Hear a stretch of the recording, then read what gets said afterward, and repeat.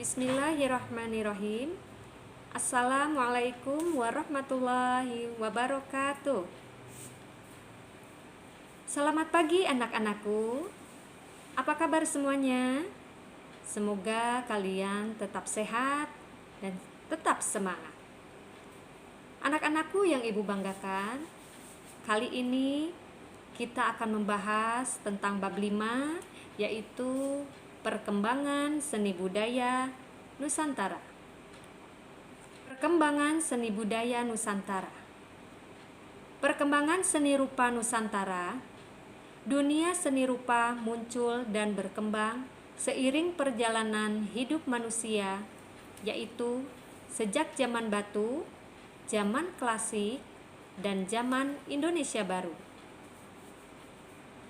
Zaman batu. Sejak zaman batu, manusia mulai memahami mengenai seni rupa dengan diketemukannya beberapa peninggalan karya seni rupa, yaitu zaman batu tua, zaman batu tengah, zaman batu muda, dan berikut adalah contoh gambarnya. Ini adalah lukisan kuno di Gua Leang-Leang. Ada kapak genggam, flex, dan peralatan dari tulang. Lukisan berupa binatang dari cipratan darah yang dicampur dengan lemak. Zaman batu besar. Di zaman ini sudah dimulai dibangun monumen-monumen batu sebagai upacara keagamaan yang memiliki nilai seni. Unsur seni di zaman megalitikum diantaranya adalah dolmen, menhir, ada kuburan batu, punden berundak, dan ini contoh gambarnya. Ujung panah dari batu, ada bukit kerang, tembikar dari tanah liat yang sudah diberi motif, ini hiasan yang bersifat magis, pakaian dari kulit pohon. Nah, ini contohnya banyak sekali, ada kapak lonjong dan persegi. Zaman logam. Zaman logam merupakan zaman mengalami peningkatan dalam bidang karya seni karena manusia sudah mulai bisa menciptakan berbagai benda dari bahan logam. Zaman klasik. Candi Prambanan merupakan peninggalan seni rupa pada zaman klasik. Zaman Indonesia baru. Pada periode ini, seni rupa Nusantara mulai dipengaruhi oleh budaya barat. Karena masa ini negeri kita dijajah oleh kolonialisme barat, kolonialisme Jepang, sampai masa kemerdekaan. Pada zaman Indonesia baru, seni rupa diklasifikasikan sebagai berikut. A. Masa perintisan terdapat lukisan perkelahian dengan singa. Lukisan tersebut yang melukis Raden Saleh. Karya Raden Saleh banyak sekali, antara lain sebagai berikut. Antara hidup dan mati, ada penangkapan di Ponegoro, perkelahian dengan binatang buas, ada perburuan, hutan terbakar, ada banjir, harimau dan mangsanya. Masa Moendi, sepeninggal Raden Saleh di Indonesia mengalami kekosongan, disebut masa Moendi. Masa Cita Indonesia. Perbedaan karya lukisan antara S. Sujojono dengan Abdullah Suryo Subroto terletak pada karyanya, di mana keindahan yang dibuat oleh Abdullah Suryo Subroto tidak sesuai dengan kenyataan bangsa Indonesia yang melarat dan menderita. Pelukis S. Sujoyono kemudian mempelopori lukisan yang bertolak belakang dengan Moi Indi yang sesuai dengan penderitaan bangsa Indonesia pada masa penjajahan. Masa pendudukan Jepang.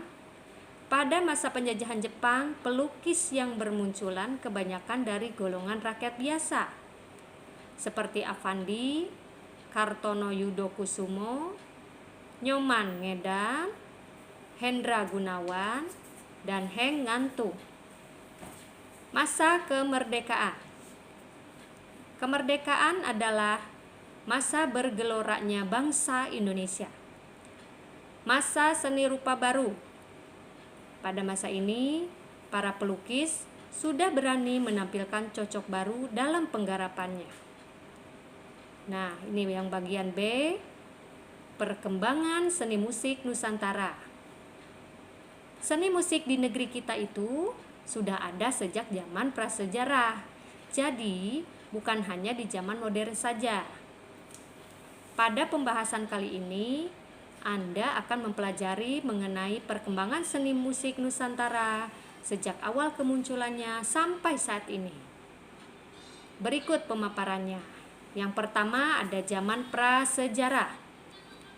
Kalau perkembangan seni musik di Nusantara itu ternyata diawali sejak zaman prasejarah sebelum abad 1 Masehi, yaitu kira-kira 2500 sebelum Masehi dan abad ke-1 Masehi. Imigrasi pra-Melayu. Gelombang imigrasi pra-Melayu ini terjadi antara tahun 2500 dan 1500 sebelum Masehi, yaitu terjadi perpindahan bangsa dari Asia Tengah ke Asia Tenggara. Imigrasi Proto-Melayu. Perkembangan seni musik juga dapat kita lihat pada imigrasi Proto-Melayu pada zaman perunggu, yaitu sekitar abad ke-4 sebelum Masehi. Gelombang imigrasi zaman perunggu ke Nusantara oleh bangsa Proto-Melayu ini terjadi pada zaman perunggu, sehingga kedatangan mereka mempengaruhi perkembangan seni musik. Berikut adalah contoh gambarnya. Banyak sekali, ini ken, ada suling, ada angklung, ada xilofon, ada gong, dan gamelan. Zaman Hindu-Buddha abad ke-4 sampai 12 Masehi. Nusantara yang sekarang bernama Indonesia, negara kita ini dahulunya setelah masa prasejarah, kemudian berganti dengan masa Hindu-Buddha.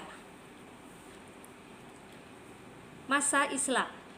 Setelah kemunduran kerajaan-kerajaan Hindu-Buddha, kerajaan Islam Nusantara justru berkembang pesat. Begitu juga dalam bidang seni budayanya. Nih, yang keempat, masa kolonialisme. Nusantara ketika masuk dalam masa penjajahan atau kolonialisme seni musik mengalami perkembangan. Karena saat itu kaum kolonialisme seperti bangsa Portugis dan Spanyol yang datang awal ke Nusantara mulai memperkenalkan berbagai alat musik dari negeri mereka seperti biola, gitar, seruling, dan ukulele. Yang kelima, masa kini.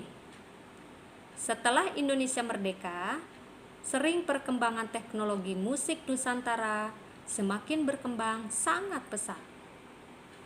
Berikut contoh gambarnya. Ini ada nada slendro, ada rebana, ada mandolin, rebab, gambus, dan nih alat musik keroncong. Banyak sekali contohnya ya. Ada seruling, ada ukulele, ada ini grup keroncong ini. Jazz, blues, rock and roll. Siapa yang suka rock and roll ini? R&B, K-pop. Oke. Sekian penjelasan dari Ibu.